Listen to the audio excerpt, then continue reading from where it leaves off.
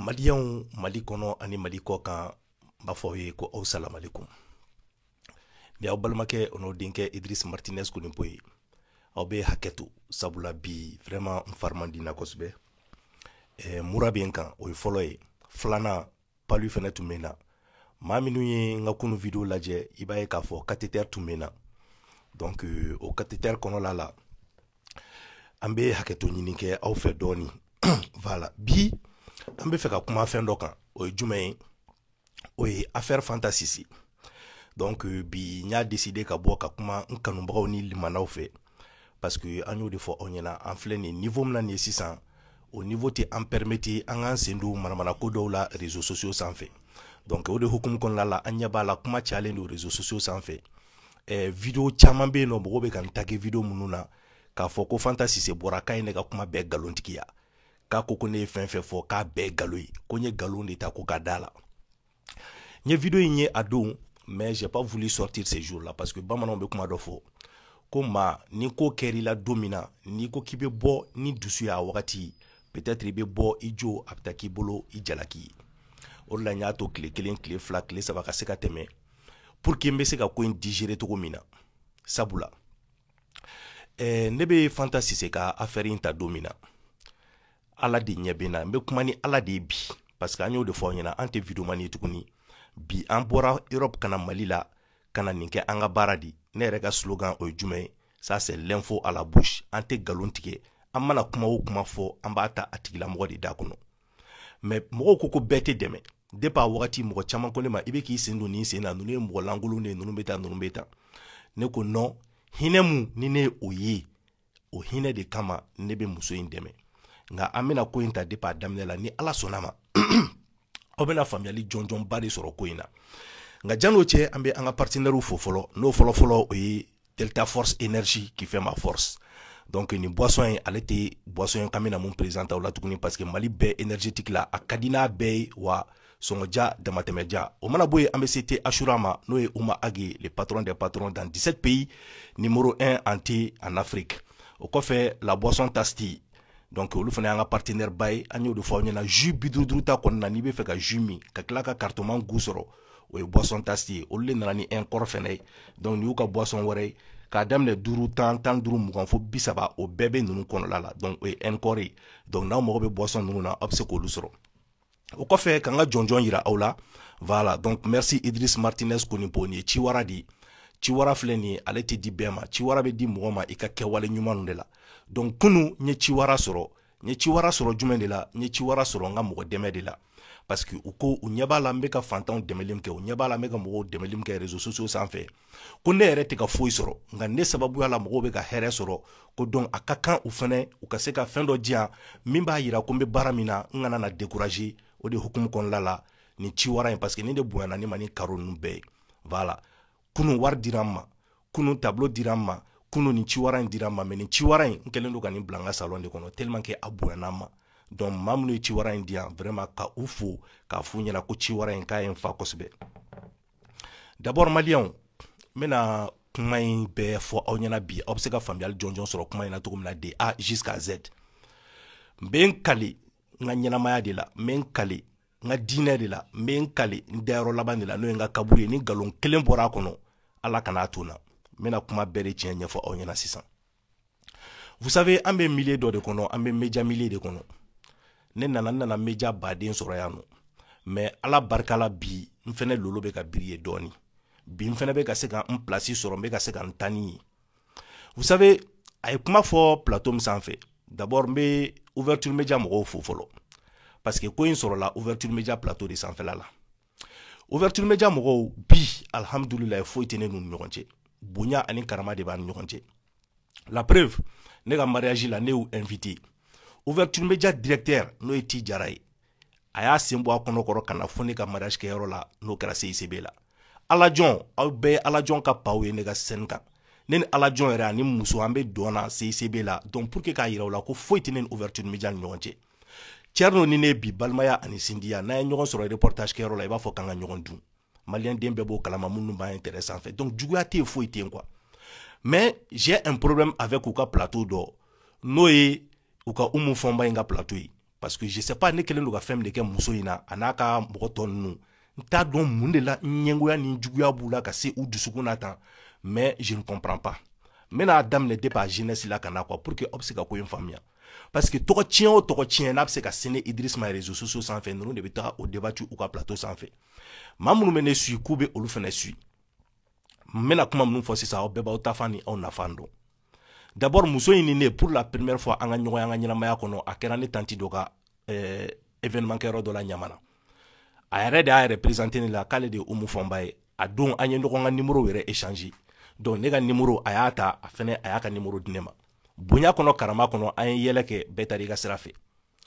à ma grande surprise un jour vocal dɔ tun bɛ ka bɔ réseaux sociaux sanfɛ ko polisiw ko n t'a dɔn ko mɔgɔ kunkolo yera muso dɔ kun k'a tun bɛ taxi kɔnɔ ko polisiw y'a bila ko ka taga a don a tun bɛ ka polisiw tɔgɔ tiɲɛ donc ne wulila ka taa n ka enquête kɛ parce que n'o de fɔ aw ɲɛna ko moi je suis pas un journaliste de salon ou bien un journaliste de bureau k'i sigi dɔrɔn ka coup de fil kɛ cɛ an y'a mɛn karisa ko nin bɛ tantɔ est ce que tiɲɛ don wa non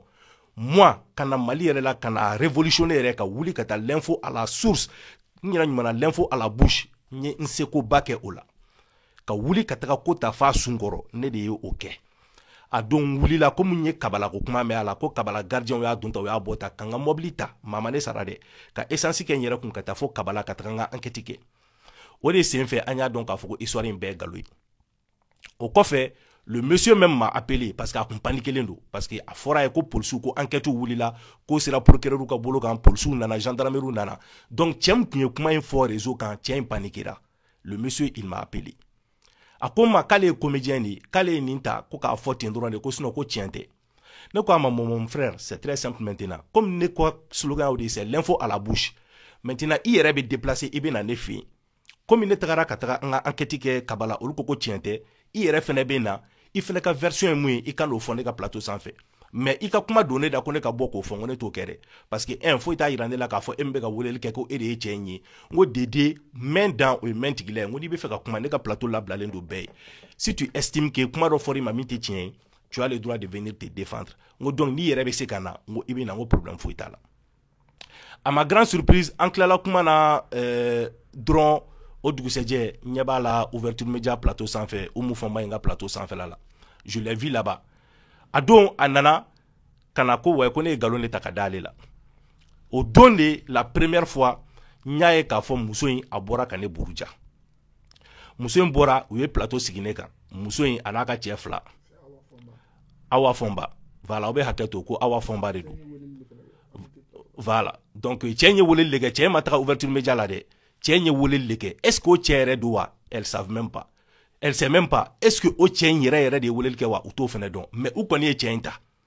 u ye cɛ in ta direct la cɛ in ye kuma fasugu a bɛɛ fɔ ne ma cɛ in y'i da ko ne la ka taga ka tila ka segin u yɛrɛ ka kuma na ko moi je ne suis pas un bon journaliste ko sinon ko ni ne kun ye bon journaliste ye ko ne kun kan ka cɛ in wele ko donc ko jani ko ne kun ka bɔ ka vidéo kɛ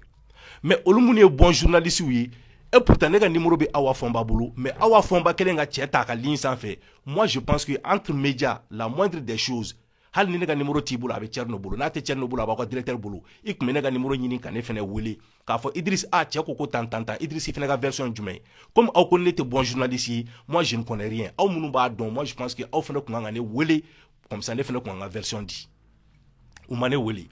u y'u da ko ne la ka diɲɛlatigɛ ko bɛɛ fɔ ne ma mais ala barika la o vidéo kama police directeur général de wele f'a ka bureau kɔnɔ an tagara an ye photo ta k'a bila page sanfɛ bɛɛ y'a ye polisi mɔgɔw yɛrɛ ka tila k'a bila u yɛrɛ ka page sanfɛ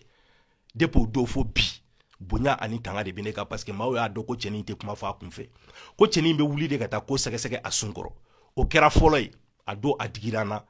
a don n ye ouverture média mɔgɔw wele n ye kuma ɲɛfɔ ɲɛna parce que ouverture média mɔgɔw ni ne c'est comme la famille même en dehors des médias an faw ye baaraw kɛ ɲɔgɔn fɛ et puis ouverture média directeur o kɔrɔkɛ n'o ye Papu Jara ye architecte don n ka foli baba ye c'est un gars qui m'a tellement respecté hali ne bɛ maloya ka cɛ la n yɛrɛ a la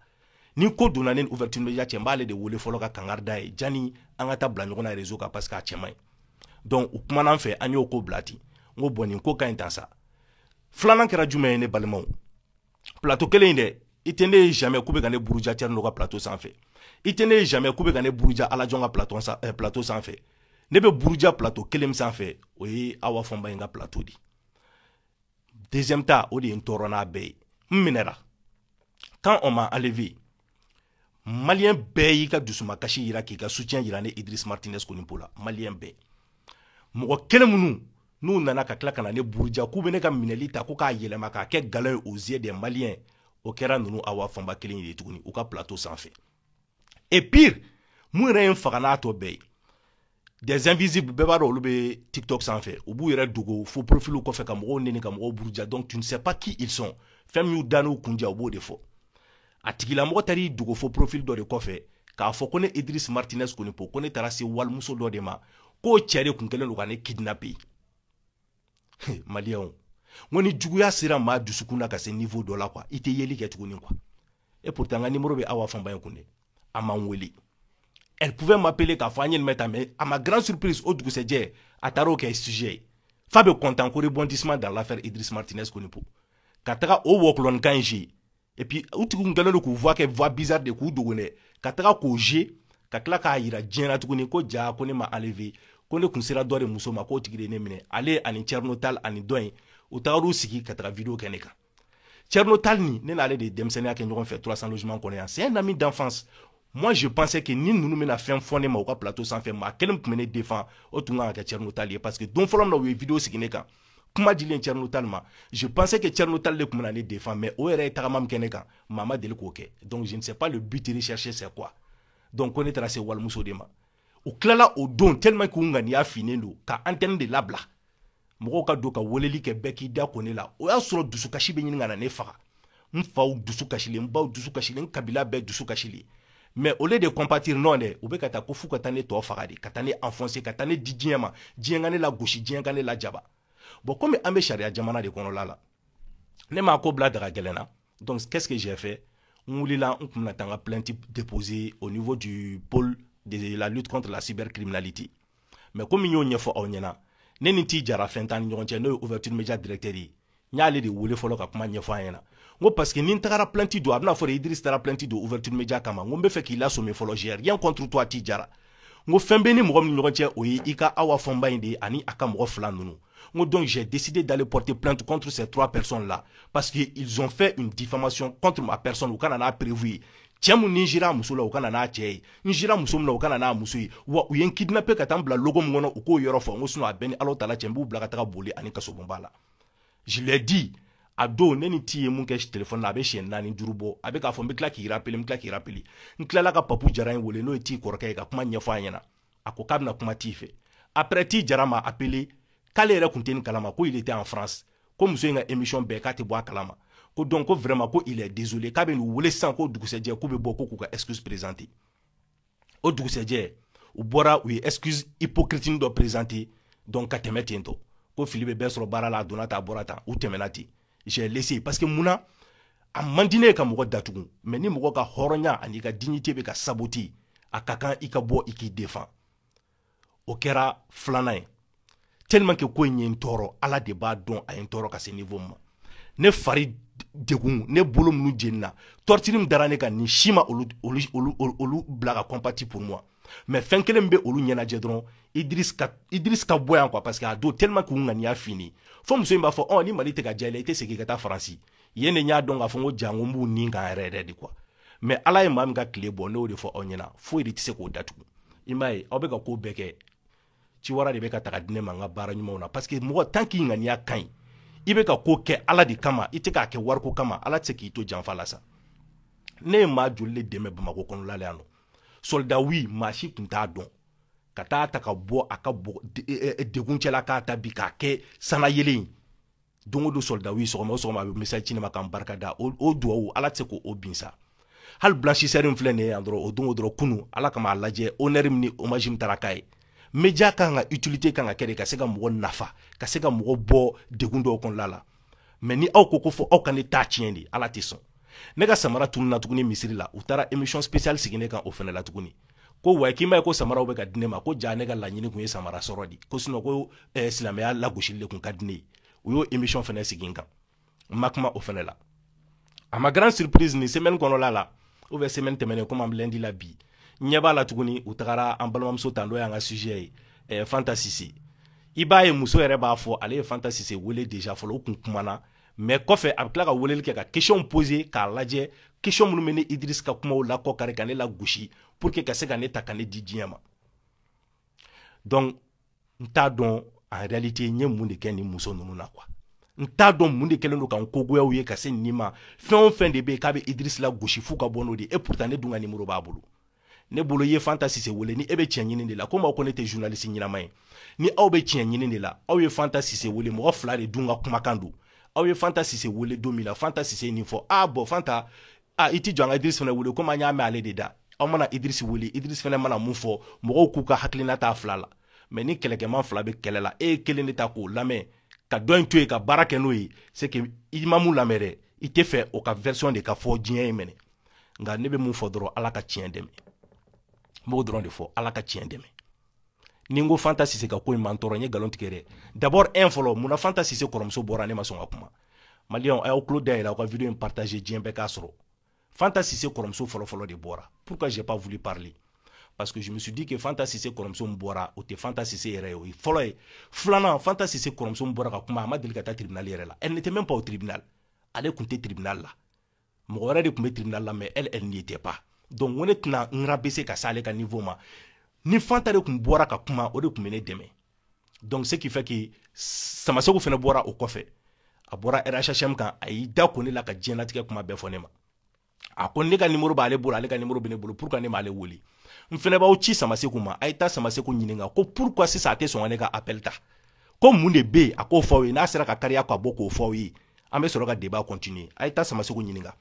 ko mun de kama sisan ni Idriss ye message caman ou bien ni Idriss y'a wele a tɛ sɔn ka Idriss ka téléphone ta ko Idriss ka message joli b'a kun ani n ka appel joli de b'a kun n'a tɛ n ka téléphone ta o y'a sɔrɔ Fanta Sise ko in tɛ yen dɛ a ye taa k'a ɲininka ko wɛrɛ de bɛ ne ni Samaseko ni ɲɔgɔn cɛ n'a yɛrɛ ma sɔn ka bɔ ni k'a fɔ aw ye ne kɔni tɛna a fɔ aw ye mais ko min don ale b'a dɔn ne b'a dɔn il sait je sais a bɛ ka n kɛlɛ mun na a b'a dɔn ne b'a dɔn wa a bɛ ka n kɛlɛ nkalon de kan fɛnɛ mais n'a yɛrɛ sera ka bɔ k'a fɔ aw ye n bɛ sɔrɔ ka don o fɛnɛ walawala aw ye mais pour le moment n tɛna fɛn fɔ aw ye o la mais a ye taa ɲininka dɔrɔn ko mun na k'a t'a ta ne bɔlen ka kuma Samaseko a ye vesti falen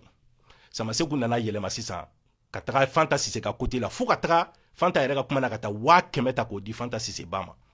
o bɛɛ ye pour que ka se k'a fɔ ko ne bɛ bezi ɲini de la ne bɛ ka tɔgɔtiɲɛ ninnu ni fɛn ninnu de kɛ vous savez maliyɛnw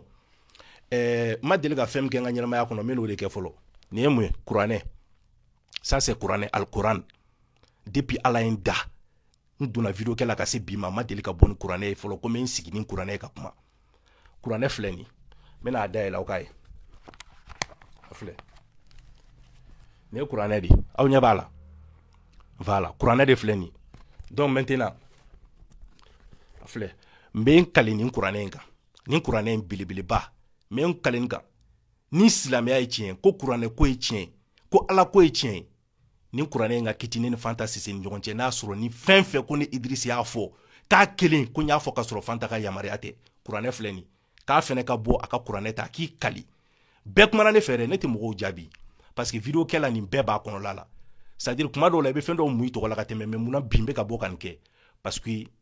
n décidera ka bɔ Faransi ka na baara min kɛ n ka baara ye ni ɲɛ b'a la dɔ bɛ ka na n lagosi o la k'a bɛ na n kɛ mɔgɔ lankolon ye a tɛ se ka bɛn ma quoi parce que Ala de b'a dɔn n y'a kɛ ni diinɛ ni ŋaniya de ye n y'a kɛ ni dusukun de ye pour que ka Fanta dɛmɛ n y'a kɛ de parce que hinɛ de ye minɛ n'o ye tiɲɛ ye k'o sen jɛlen don o bolo jɛlen don nin kuranɛ in ka kiti ne ni Fanta Sise ni ɲɔgɔn cɛ fo n'a sɔrɔ Fanta Sise ma ne di diɲɛ ma diɲɛ ka ne la gosi nkalon kan fo n'a sɔrɔ Fanta Sise ma ne la maloya diɲɛ ɲɛkɔrɔ ka ne kɛ nkalontigɛla ye k'a sɔrɔ fɛn fɛn ni y'a fɔ ale de y'a bɛɛ don da kuranɛ filɛ nin maliyɛnw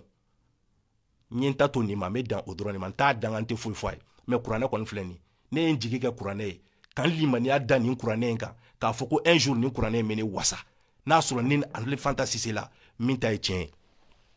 sisan n bɛna don kuma la ka kuma ɲɛfɔ aw ye n y'a fɔ aw ye a don ne tagara tribunal la n ma taa Fanta Sise ko la n yɛrɛ tun t'a dɔn ko Fanta Sise bɛ tribunal la a don n taara tribunal la n tagara Abdou Niang de kama ko Abdou Niang de ka jugement tun bɛ yen je voulais participer au jugement n tagara n ye Abdou Niang ka jugement suit a don ni Abdou Niang bɔra a ye vidéo kɛ en donné c'est elle Fanta même qui m'a vu et qui m'a appelé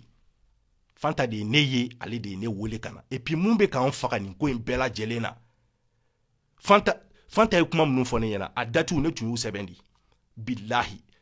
n ye datiw de fɔ a don n tɛ se ka ninnu bɛɛ bɔ n kun fɛ dɛ k'a sɛbɛn n ka téléphone na et puis mun yɛrɛ ye n faga n'a bɛɛ ye n t'a dɔn Fanta bɛ se k'i ɲɛ jɔ caméra la cogo min na ka n'a fɔ ko nkalon de taara ka d'ale la k'a fɔ ko wa n'ale ka papier banna ale tun bɛ taa Faransi cogo di et puis u ye n ka kuma yɛlɛma ko ne ko k'a y'a den kɛ koli ye ka taa n m'o fɔ dɛ n k'a ko k'a bɛ fɛ k'a den di dɔ ma ka taa parce que a ka papier bɛna ban c'est ce qu'elle m'a dit wa a kɛra cɛ mun ɲɛna n'a y'a sɔrɔ nin cɛ in fɛnɛ ye hɔrɔn ye a cɛ i ye n ka numéro ta n b'a dɔn i bɛ nin vidéo in fɛnɛ sɔrɔ n'a y'a sɔrɔ i tulo bɛ n na n'i tɛ se ka bɔ ka témoignage kɛ au moins n wele i kan ka bonya ma segin ma parce que a don e de kumana ne ni Fanta Sise ni ɲɔgɔn cɛ a ko k'a bɛna den di e de ma ka taa n den a kɛra an bolo tribunal kɔnɔna la n ka caméraman min sigilen filɛ nin ye n'o ye Saliya Basi Kulubali ye kuma bɛɛ kɛra a sigilen ɲɛna munna n dabali bɛ ka ban Fanta Sise la ka se nin niveau in ma parce que mɔgɔ caman y'a fɔ ne ɲɛna depuis don min na ne bɛ k'a dɛmɛ ko walayi ko nin bɛ tila k'a dabiri da la n ko non n ko Fanta Sise changera n ko ne ye muso min ye n ko bila prison la a changer n ko nin ne bɛ nin dɛmɛ fo ka taa nin bɔ kaso la a bɛ ni n ka diɲɛlatigɛ cɛ a don n ko ne ka slogan n ko c'est l'info à la bouche n k'a kɔrɔmuso dɔ ma o kun sigilen bɛ yen nɔ n ko aw dɔw bɛ se ka kuma Fanta tɔgɔ la wa kɔrɔmuso in ko non k'ale tɛ se ka kuma fɔlɔ k'an k'an jɔ fɔlɔ Fanta de nana ko a don ko f'ale ka kuma ne ka micro la wa ne ye fɛn fɛn fɔ a bɛɛ bɛ se ka prévu sɔrɔ dɛ parce que an mɔgɔ tun bɛ a bɛ mɔgɔ tan bɔ hali k'a dan gardimuso min tun bɛ Fanta nɔfɛ a don gardimuso min yɛrɛ parce que mɔgɔ si tɛ taa tribunal la ko tu n'es pas accompagné soit par un garde ou une garde a don gardimuso min bɛ a nɔfɛ comme olu ta ye bolo o ye muso ye o muso yɛrɛ tulo bɛ n na bi n'a ye n ka vidéo sɔrɔ a b'a dɔn k'a fɔ ko tiɲɛna Idriss tɛ nkalon tigɛ o muso tulo bɛ n na elle peut tout témoigner a don Fanta ye i fin tulu la k'i fin jaba la ko fo ne k'ale ta interview la ne Idriss yɛrɛ de ma sɔn n ko Idriss n ko Fanta ni e bɔra ka kuma san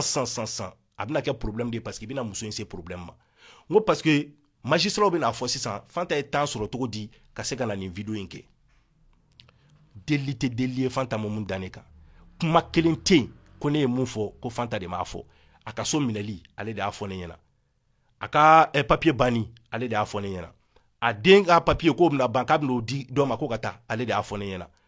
fɛn wɛrɛw fɔra ne yɛrɛ ma sɔn ka min fɔ vidéo la ale de ye nin bɛɛ fɔ ne ɲɛna wa hali CDR ko in heureusement a ma sɔn k'o nier parce que u y'a ɲininka ko wa k'a ko k'a bɔra CDR la o yɔrɔ kɔni na a ye hɔrɔnya kɛ parce que a ma sɔn k'a fɔ ko ye nkalon ye a ko ko effectivement ko hali n'ale tɛ CDR la k'ale bɛ Rasbachi de kɔ ne m'a fɔ mɔgɔ si ye n k'a ko k'a bɔra Rasbachi kɔ n k'a ko de ko CDR k'a t'a la tuguni parce que a ye mun fɔ ne ye CDR ko k'ale b'o dɔn ne b'o dɔn mais n tɛna don ninnu bɛɛ la quoi comme ne y'a kɛ ni ŋaniya ɲumanya de ne y'a kɛ ni diinɛ ni ŋaniya de pour que ka se ka Fanta Sise de dɛmɛ muso dɔ de tun bɛ degun kɔnɔla la ka ɲɛ ci bɛɛ ka kuma kan k'a fɔ ne bɛ taa Fanta Sise dɛmɛ wa a yɛrɛ ka kuma na o vidéo de y'a to sisan a hinɛ ye mɔgɔw minɛ mais n bɛna Rasbachi ka kuma dɔ fɔ aw ɲɛna Rasbachi bɛ to ka kuma dɔ fɔ ko n'i ye mɔgɔ fili kɔlɔn kɔnɔ ka tila ka juru d'a ma k'a sama k'a labɔ a tigi bɛ tila k'e de bato k'i kɛ Ala ye quoi o de ye Fanta Sise ani Mohamed Samaseku ta ye bi quoi a ɲinana bi ko Mohamed Samaseku de y'a bila ni dingɛ kɔnɔ an minnu y'a essayer k'a labɔ bi anw de kɛra jugu ye bi an de bɛ ta ka di diɲɛ ma diɲɛ ka anw la gosi mais ko Mohamed Samaseku de y'a fili kɔlɔn kɔnɔ ka tila ka jurukisɛ fila kɔrɔ k'a labɔ donc bi a ɲɛ b'o de la est-ce que vous voyez u b'a fɔ o de ma ko le syndrome de Stockholm donc mɔgɔ minnu bɛ o syndrome dɔn u b'a dɔn quoi c'est lorsque la victime prend n t'a dɔn n bɛna f'i ɲɛna cogo min na quoi confiance k'a ka buro kanu quoi c'est-à-dire victime mɔgɔ min ye victime ye dɛ maa min yɛrɛ bɛ k'i fɛngɛ dɛ i bɛ tila ka confiance sɔrɔ o tigilamɔgɔ de la quoi u b'a fɔ de ma ko syndrome de Stockholm quoi i m'a faamuya c'est-à-dire hali ni mɔgɔ ko k'a bɛna fɛn jugu k'i ka buro la sisan non i bɛ buro de défend quoi bon maintenant situation filanan ye jumɛn u b'a fɔ de ma ko le syndrome de Lima o de ye Mohamed ta ye sisan le fait que ne fɛnɛ bɔra ka ninnu fɔ sisan Fanta Sise ka situation k'olu ɲɛfɔ ale fɛnɛ il a attrapé ce qu'on appelle le syndrome de Lima donc ale fɛnɛ sisan il a pris de la sympathie pour sa victime maintenant donc maintenant jusqu'à ce que ale yɛrɛ bɔra ka ne la gosi RHM kan ko ouais ko ne bɛ se ka sɔn cogo di maa min ale ba neni ale ka yafa ma facilement ale ma dan yafa ma dɛ a tilala ka 100 de ta k'o kɛ enveloppe kɔnɔ ka t'o d'a ba ma donc o b'a yira ko yafa kɔni ko kuma banna yen pewu o bɛɛ sɔrɔla mun fɛ o bɛɛ sɔrɔla Idriss Martinez kɔni po fɛ mais a ye Mohamed ɲininka ko mun de la a bɛ ka nin bɛɛ kɛ ko mun de b'a ni Idriss Martinez ni ɲɔgɔn cɛ o juge de k'a ka bɔ ko k'o fɔ aw ye ko n b'a dili yɛrɛ de a ka bɔ a k'a fɔ a ɲɛna mun de bɛ Mohamed Samaseku ni Idriss Martinez ni ɲɔgɔn cɛ k'a bɔra mun de kalama ni Idriss ka ko dɔgɔyara a bolo ka se nin bɛɛ ma k'a ka bɔ k'a fɔ aw ye n'a bɔra k'o fɔ aw ye an bɛ sɔrɔ k'o débat fɛnɛ sama ni ɲɔgɔn cɛ réseau in kan mais n bɛna mun fɔ dɔrɔn ne bɛ mun fɔ dɔrɔn maliyɛnw ye n bɛ mun fɔ mɔgɔ kana décourager ɲuman na quoi ɲuman wallahi billahi n'i b'a kɛ i b'a kɛ Ala de kama i t'a kɛ mɔgɔ yɛrɛ kama quoi don keleni mina Fanta Sise bine aborder tribunal kono nin don a don hali ne ma se ka video kɛ tribunal la a don ne kasira di ne bɛ ka bɔ yen parce que ne ɲɛ b'a la a den b'a bolo sin bɛ ka d'o ma tribunal la a ye histoire min fɔ ne ɲɛna ça m'a tellement touché ka tun ka gɛlɛya ye k'a ye n ko denni ka nin bɛɛ tiɲɛna a ka papier tiɲɛna a ka so minɛla la et puis ne yɛrɛ b'a fɔ yɛrɛ n ko u y'a cɛ gɛn ka bɔ a ko de ko date dɔ de dira ma k'o date sera k'u bɛna u gɛn ka bɔ so kɔnɔ donc tiɲɛ do o nkalon do o ale de ye kuma in bɛɛ fɔ ne ɲɛna kuma in fɔra a kɔrɔmuso ɲɛna kuma in fɔra gardimuso jɔlen ɲɛna tubabukɛ min tun bɛ fɛngɛ parisien kɛ min tun nana vacances la tubabu tɛ farafin de don n'a kun ko k'a bɛna den d'o ma o jɔlen tun bɛ yen an bɛ ɲɔgɔn ta ka taa tusi la tuma min na ne n'ale ni o cɛ saba o cɛ fila de ye ɲɔgɔn ta ka taa tusi la a taara kuma ninnu bɛɛ don ne da kɔnɔ ko ne ka bɔ ka kuma ninnu fɔ ni ne Idriss bɔra ka kuma ninnu fɔ a yɛrɛ ka kuma na k'o kuma kɔfɛ k'ale yɛrɛ ye dɛmɛ baden de sɔrɔ k'ale hinɛ ye mɔgɔw minɛ n'o de tun ye objectif recherché ye ka ne ta ka ne kɛ koba ye pour que ka se k'i yɛrɛ hinɛ don diɲɛ na diɲɛ ka sympathie sɔrɔ pour toi diɲɛ k'i hinɛ minɛ donc ni i bɔra ne b'a fɔ alhamdulilayi mais Fanta i ma kɛ ne ma hɔrɔn ye parce que e bɔli ne ni CDR Media cɛ ye ɲɔgɔn ye Bakari o de t'a tɔgɔ ya ne ni CDR Media ye Bakari ye ɲɔgɔn ye professeur Babou ka reportage kɛ yɔrɔ dɔ la voilà a bɛ le coup de la sisan donc ne ni Bakari ye ɲɔgɔn ye Bakari yɛrɛ ko ne ma ko Fanta Sise ko k'a y'i wele k'a m'i sɔrɔ ne ko n ko ah bon o yɔrɔ la ne kun dusu fara parce que ne ko ni Fanta kɔrɔmuso ye fɛn fɛn fɔ ne ma ne bɛ sɔn o ma parce que Fanta kɔrɔmuso ye mun fɔ ne ma ko ne bɛ baiser ɲini de la a donna tan Mohamed seginna o kuma kelenw de kan c'est là où j'ai compris que Mohamed est déjà rentré en contact avec eux donc Mohamed seginna o kuma kelen de kan ne bɛ baiser ɲini de la a donna tan a bɔra tan n ko bon maa min ta bɛ ne intéressé o ye Fanta de ye comme Fanta de ye ne bila mission na ni Fanta de kun bɔra ka na ne buruja ou bien k'a fɔ Idriss ye nkalon da n na ne kun dusu bɛ sɔrɔ ka sa donc n ko ni Fanta y'a essayé ka ne wele n ko peut-être c'était pour me remercier donc a ko Fanta ko k'a ma se ka ne sɔrɔ n ko bon tiɲɛ yɛrɛ la numéro in tɛ ne bolo tuguni numéro in bɛ Saliya de bolo parce que ale de bɛ numéro in ta sisan n k'a bɛ se ka kɛ n ko a ma Saliya sɔrɔ n ko donc n ko moi je comprends pour moi a bɛna n wele au moins k'a fɔ Idriss yafa n ma n kɔrɔmuso bɔra ka min kɛ tan a bɛ tan a bɛ tan donc vraiment i bɛ hakɛ to nin bɛɛ sɔrɔla ne de nɔfɛ mais moi à ma grande surprise ne ye Fanta ye ouverture média kan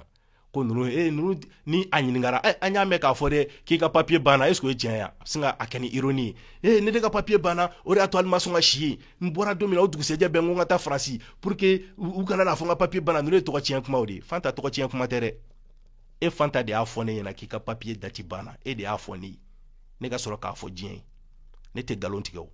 an bɛ réseaux sociaux ko tile min na maa tɛ se k'i ɲɛ jɔ maa ɲɛ la ka nkalon tigɛ ka taa maa ka hɔrɔnya n'a ka danbe tiɲɛ ka se nin niveau in ma tu pouvais porter plainte contre moi pour diffamation mais mun n'i m'a kɛ ne y'i dɛmɛ Ala de kama ne y'i dɛmɛ kira de kama ni e m'o dɔn ne ye Fanta fo ka ne ta ka ne di diɲɛ ma maa 333 de bɛ ne identifier vidéo in na tile kɔnɔ ko Idriss viens ici tu as menti Idriss ye nkalon de tigɛ Idriss an tigɛr'i la Fanta i k'a dɔn k'a fɔ bi i ye fiɲɛbɔ da sɔrɔ nka i k'a dɔn fɛnɛ k'a fɔ bi k'i ye ne tɔɲɔ dɛ ne kɔni ne ye n ta to Ala de ma Ala min ye masa ye Ala min ye tiɲɛ masa ye Ala min ye ladiri masa ye Ala min bɛ se ka ko kɛ maaw ni ɲɔgɔn cɛ Ala min tɛ perese ne ye n ta to o Ala de ma fo n'i bɔra k'a fɔ k'i ye mun fɔ ko tiɲɛ de don ko ne Idriss ye mun fɔ ko nkalon tɛ dɛ e de y'a don ne da wallahi bilahi n bɛ yafa i ma mais ni o tɛ Fanta ne ni Ala taala cɛ n tɛ yafa i ma bi ɲɛ b'i la